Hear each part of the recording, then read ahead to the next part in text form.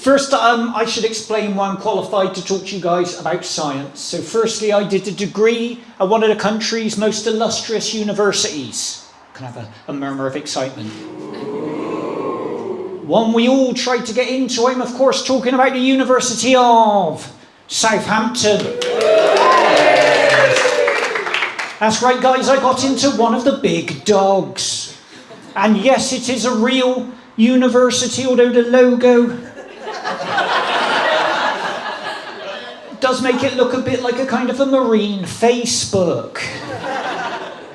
You guys, can you see the laptop? You got your glasses on? Lovely stuff. It does it's presenter slides. You can see the next slide. Have the discipline not to look at the right side, because that is the next bit. But yeah, can you see that all right? I've done everything I can. You're on your own now. But when I was at Southampton, yeah, the science bug really bit me. And I even had some work published. Here's one of my papers here, the old triplex staples. Why don't you read it out for us?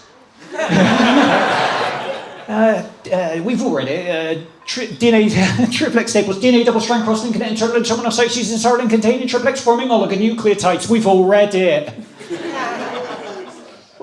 It was the required reading for the gig. It's absolute fucking belter. Published in the Journal of Bioconjugate Chemistry, very much the Time magazine of the bioconjugate chemistry world. Guys, I'm a pretty big deal. But the thing is, you've come to a science comedy gig, yeah? You're looking at this, you can't help yourself, you're peer reviewing it.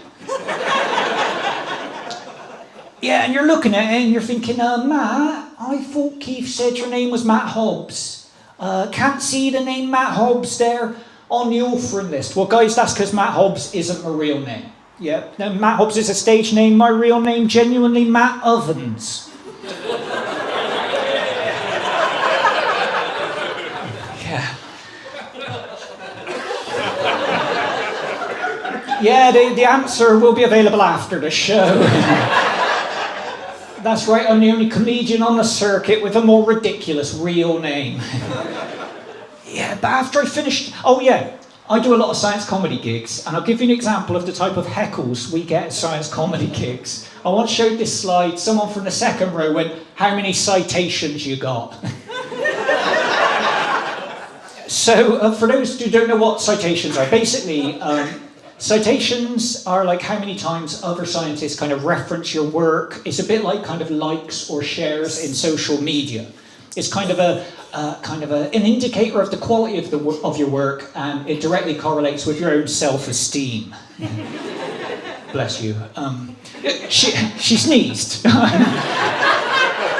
to go to a pope there, you know.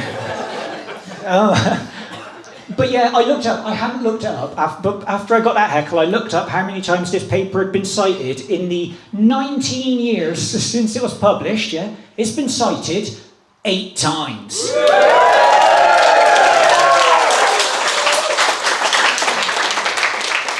For those unfamiliar with, like, citations, yeah, that's fucking shit. But after I finished at Southampton, I went on and did a PhD at my hometown university, the University of Bristol.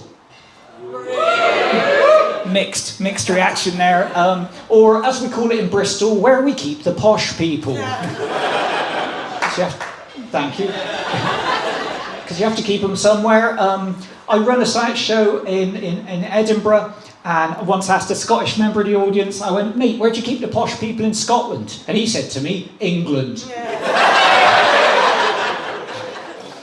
But the thing is, I am a scientist, but actually more important than being a scientist, I am a lover. Of science. I'm a scientific lover. And by that I am referring to the use of scientific principles in the bedroom. I mean, obviously I do that. I mean, like, I employ a trial and error approach. I wear personal protective equipment, goggles, and I publish everything I do. Been published twice. And you saw one of them. No, although I am a scientist, yeah, I'm not actually very good at science. I'm not actually very good at it. I can do all the experiments and that, but I wasn't very good, when I did my PhD, I wasn't very good at the thinking involved. And my PhD supervisor, kind of my boss, when I did my PhD, he also thought I wasn't very good at science, and he would often tell me, he would neg me, he would put me down, very helpful. He once genuinely said to me, Matt, you would make an excellent technician. Yeah. Now, for those unfamiliar with the hierarchy of a lab, yeah, technician is a perfectly good job. But if you're a PhD student, not really what you're going for. Telling a PhD student they make a good technician is like telling someone who wants to be a footballer they'd make a good football.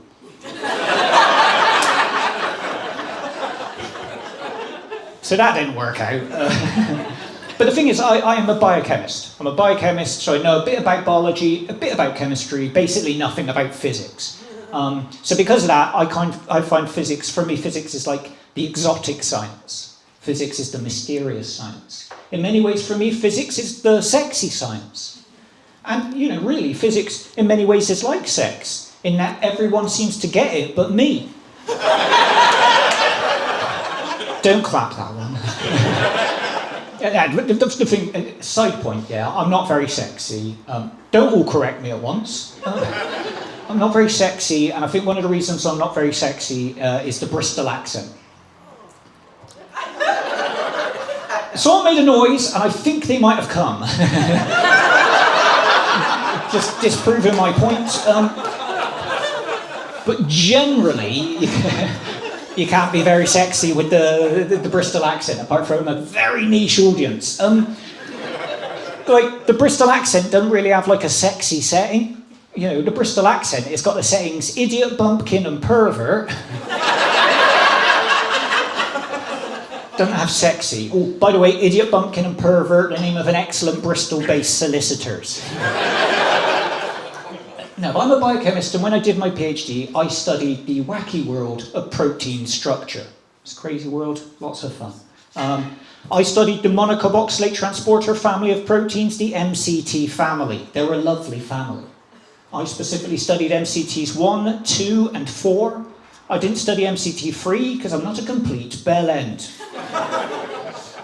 The kind of people who think study MCT 3 are the kind of people who think Ringo was the best Beatle. Just a bit basic. My mum doesn't like that joke because she really likes Ringo. But yeah, I studied protein structure. But the thing is, I couldn't get like an image of the protein I was studying. It was really technically difficult. So what I would do is I would use the scientific kind of practice of modelling. That is, creating a theoretical model, using that, based on that model, designing experiments, and based on the results of those experiments, tweaking the model. So slowly but surely you can get an idea of what's going on without actually being able to get a direct image of what you're studying. Here's the model I worked on here. Yeah, thank you, one person who's. This red and blue number here, this is MCT1, the legend. Yeah, absolute belter, lovely lad. And this green protein here, this is an associated protein called basogen, just kind of layering over MCT1 like a right fucking pervert. Can't blame him. It's a lovely protein. But this is a model, indirect model. We couldn't actually get a proper image. But like I said, I've left the lab. I don't work in the lab anymore, but I still work. I'm working on a new model at the moment. I'm working on a model to explain a scientific phenomena which has been confusing and beguiling the scientific community for years. I'm working on a model to explain the life, times, and fame of Brian Cox.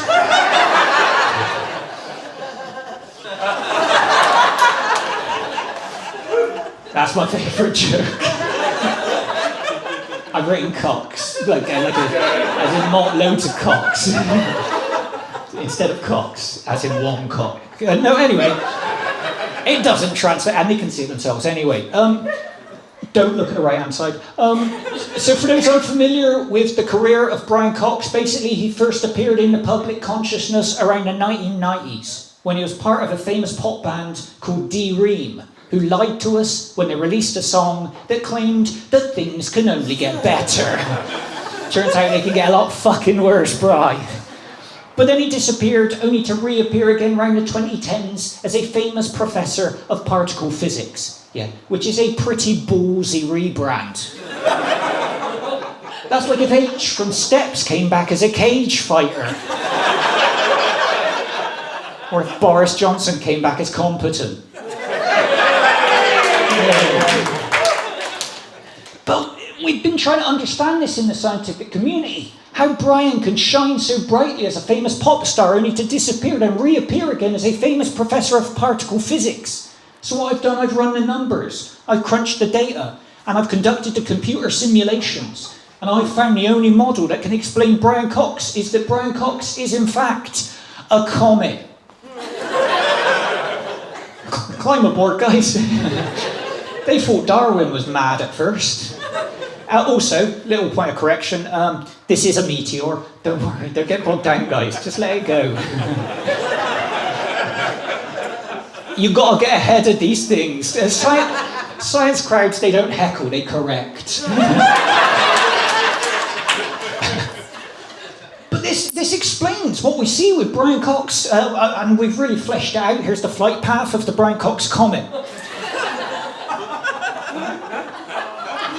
And we see how it, show you how it flies past Earth and then disappeared and reappeared. And this is a proper scientific flight path. Although one of my friends did suggest it looks a bit like a kind of like a lady's realm. I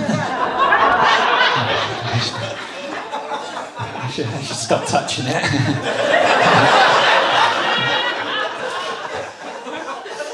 The thing is, I don't think that does look like a lady's realm, because if that's a lady's realm, what the fuck is that?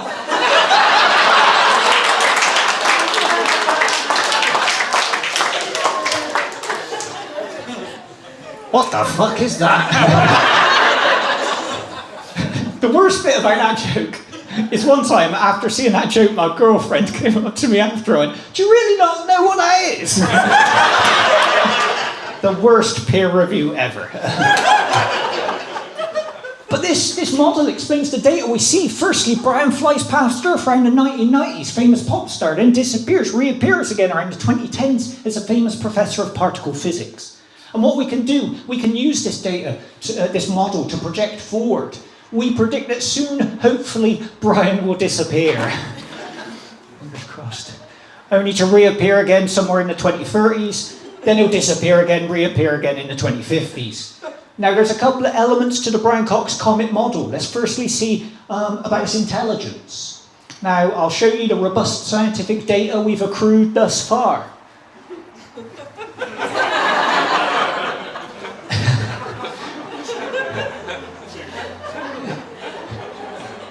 Science, guys. Firstly, Brian appears around the 1990s, famous pop star, so relatively low intelligence.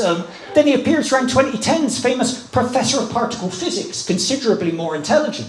So what we can do, we can use the finest computer algorithms to project forward.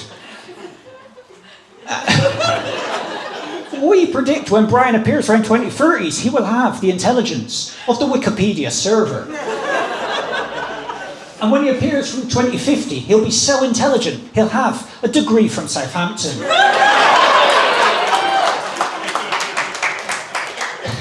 He wishes. But there's also the physical element of the Brian Cox comet model. Let's look at the data we've accrued thus far. Fucking hell. Look at him live, young, supple. Looks like he's been moulded out of clay. And someone's put a cat on him. But then look at him in the 2010s, greyed, weathered, battered. The only way we can explain this is the Brian Cox comet is going through some kind of asteroid belt to lead to this incredible level of degradation. So what we've done... This is my life, doing this. What we've done, we've run the simulations to see what it'll look like at future appearances. We think when Brian appears around 2030s, he'll look like this. And when he appears around 2050s, he'll look like this. Feel free to clap if you want. No, you missed your chance. All together or not at all. I can't edit all these claps in my head to one round of applause. But no, I take the piss out of Brian Cox, but actually I kind of like what he talks about.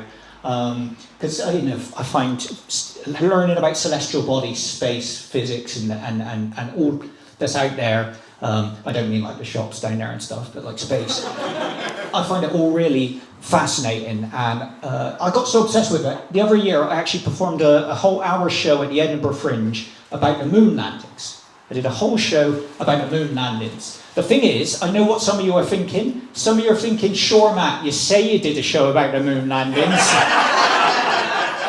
but did it really happen? Yeah, it did happen. But what I found out really quickly, when I did a show about the moon landings around the pubs and the clubs of the UK, as well as at Edinburgh, is weirdly, it really attracted conspiracy theorists. They were really fucking keen to tell me why they didn't think it happened. And it's weird how they're so keen to tell me, obviously someone who's obsessed with them. I think conspiracy theories are like cocaine.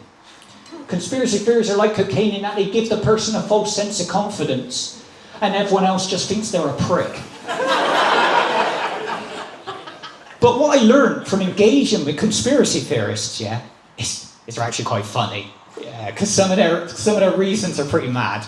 Like, I have been collecting up some of the reasons genuinely people have said to me. I'll highlight a few. But the other day, I was in Weston, and an audience member went, well, people will believe it happened if it was more factual. Yeah, I was like, it was so stupid. It was intelligent, what she said. But my favourite reasons, once I was doing a gig, man in the front row, he looked like a banker. He looked like he'd just come from a liquid and powder lunch. He was in the front row, he had his arms crossed, and he went, I don't believe the moon landings happened. And I was like, oh, all right, here we go. Why don't you believe they happened? And he said, I don't believe anything I haven't seen with my own eyes. Which is incredibly arrogant. You know, by that logic, he probably also doesn't believe in the concept of Luxembourg. Or the female orgasm. But genuinely, the most common reason people give me for not believing the moon landings happened, they just say TikTok. They just say TikTok. And like, it shouldn't surprise me, it's an absolute cesspit. Sorry if you like it, but it's a load of shit. But the first time someone said TikTok to me, it caught me right off guard. And I was like, TikTok? I thought that was just a place for people doing videos of silly dances. And the guy said to me, straight-faced, he went, yeah, it's for silly dances and facts. There's not much you can do with that, guys. But no, I love the moon landings. Or, if you don't believe they happened, the alleged moon landings. I love the moon landings. I think they're amazing. I particularly love the Apollo 11 mission. The first time man stepped foot on the moon. On that mission, there was just 3 brave individuals. There was 3 brave men.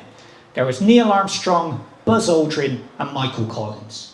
Now, we've all heard of Neil and Buzz, but my favourite of the 3 does have to be old Michael Collins. Yeah. Not a great picture. Does look like he's been caught drink driving. Now, I love Michael Collins because he was on the Apollo 11 mission. The first time man stepped foot on the moon, and he never stepped foot on the moon. Whilst Neil and Buzz got to go down onto the surface of the moon and have a right old laugh, Mike had to wait in the main spaceship for them to return. He was essentially the moon's first designated driver. And at the time, he was described as the loneliest man ever. He was described as the loneliest man ever, and he kind of was. Because if you pictured a scene at the time, you had Neil and Buzz on the surface of the moon having the time of their life. You had the rest of humanity back home watching them on the TV. And you had Mike in the main spaceship, orbiting the moon, waiting for them to return. At the time, he was the most remote human from the rest of humanity ever. And I can really empathise with that, because I feel that remote from humanity whenever I go to Chippenham.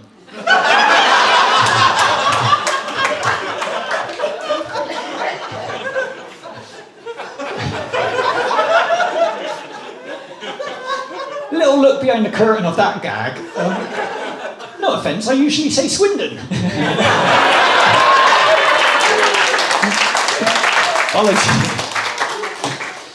But I asked someone and they're like, Chippenham's the shithole. Is that right? Do we have any improvements or deprovements on Chippenham? Anywhere worse? Slag. Oh, you said slag. I thought that's weird. Slag. No. Lovely stuff. But I'm derailing myself. What's the time? How long am I doing? Hey, lovely stuff. Yeah, he never told me to have a pee. You're doing a 40-minute set, Matt. Make sure you have a pee before you go on. Anyway, sorry. Quick little breakdown there. There's just like a fucking like drunk duck laughing at the back. No, I love one thing that gets underrated about the moon landings. It's just how dangerous they were and just how brave those astronauts were. I've read estimates of mission failure for the Apollo 11 mission of as high as 1 in 2. As much as a 50% chance of mission failure, 50% chance of astronaut death.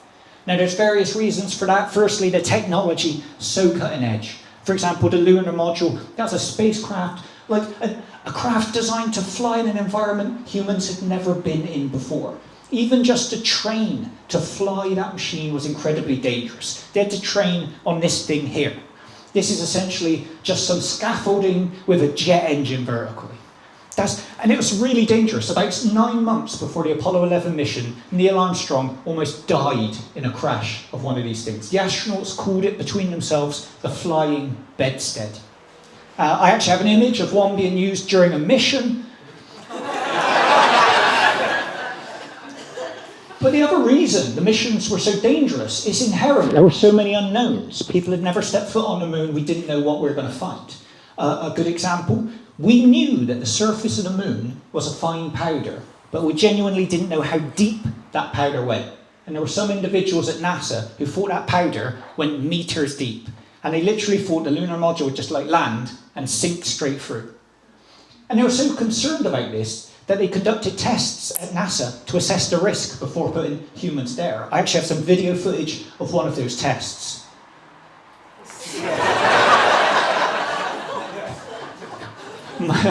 My favourite bit of this clip is that just at the end where the cat puts its tail up and goes, "I'm all right, lads, don't worry." Also, you might notice I did take this from TikTok. Facts. But if you're anything like me, you hear that fact of like a 1 in 2 chance of death and you think, okay, if these astronauts are going to this kind of risk, they must be getting some kind of financial compensation. You think you go to the moon, you get some cheddar. No one ever laughs at that, but I keep it in for me. I'm a Wallace and Gromit fan, I love it. But I looked up, how much the astronauts got paid. Genuinely, on the Apollo 11 mission, the astronauts got paid on a per day basis $8 a day. Fuck off! That's a great reaction, lovely stuff. $8 a day, the equivalent in modern day terms of about $50 a day. To put that into perspective for you, that's fuck all. And it gets worse, Genuinely, from that $8 a day, NASA had the cheek to deduct accommodation costs. That is absolutely true.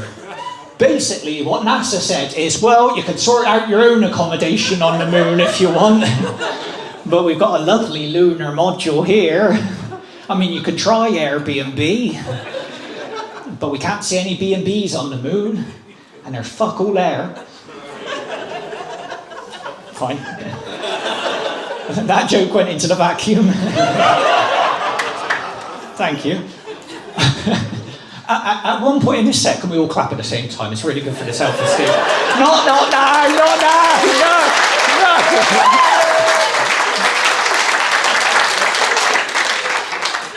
You will not be tall, will you? But it gets even worse, The astronauts, they couldn't get life insurance. No one would insure their lives because the missions were so dangerous. So what they would do before a mission, they would get baseball cards printed up with their image on. They would sign those baseball cards and they would leave them with their loved ones for their loved ones to sell should the worst happen. Pretty bleak, Matt. Keep it light. On a completely separate topic, at the end of the show, my girlfriend will be selling Matt Hobbs signed baseball cards to pay for ongoing and future mental health treatment. No, but wish I was joking. No, but I got into the moon landers and all this because I always wondered what it was like to be in space. I was always fascinated what it makes you feel like, what sensations, how it changes you. It must be an almost kind of quasi-religious experience being in space. So I started reading the autobiographies of astronauts, including the Apollo astronauts. And I just want to read you a snippet of one of these autobiographies so you can get a sense of what goes through an astronaut's mind when they're in space. I want to read you from the book of our old friend, Michael Collins, The Loneliest Man Ever. This is his book, Carrying the Fire. Fascinating book. Tells us a lot about Michael Collins. Firstly, it tells us his head is about the same size as a rocket. But it also tells us what goes through an astronaut's mind when they're in space, and I just want to read that with you now. Still, the possibilities of weightlessness are there for the ingenious to exploit. Well, he's a highly qualified engineer and test pilot. I'm sure he's got some interesting ideas. No need to carry bras into space, that's for sure.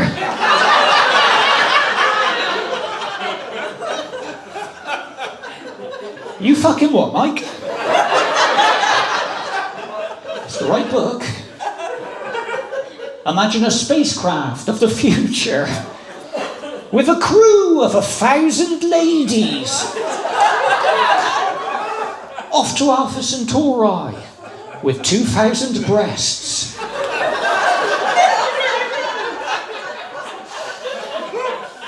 To be fair, his maths is solid.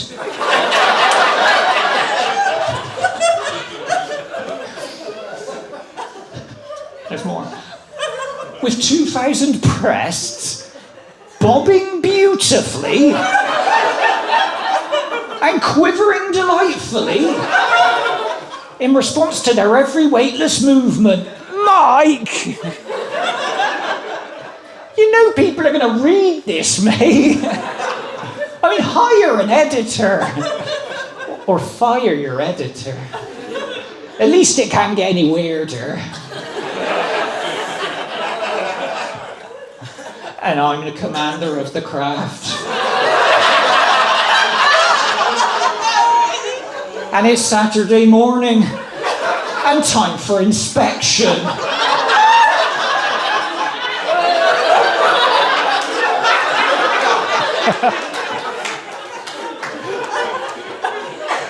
That's genuinely this autobiography. It's the first time I've read fan fiction in the original text. And now we know what he was doing when he was in that spacecraft on his own.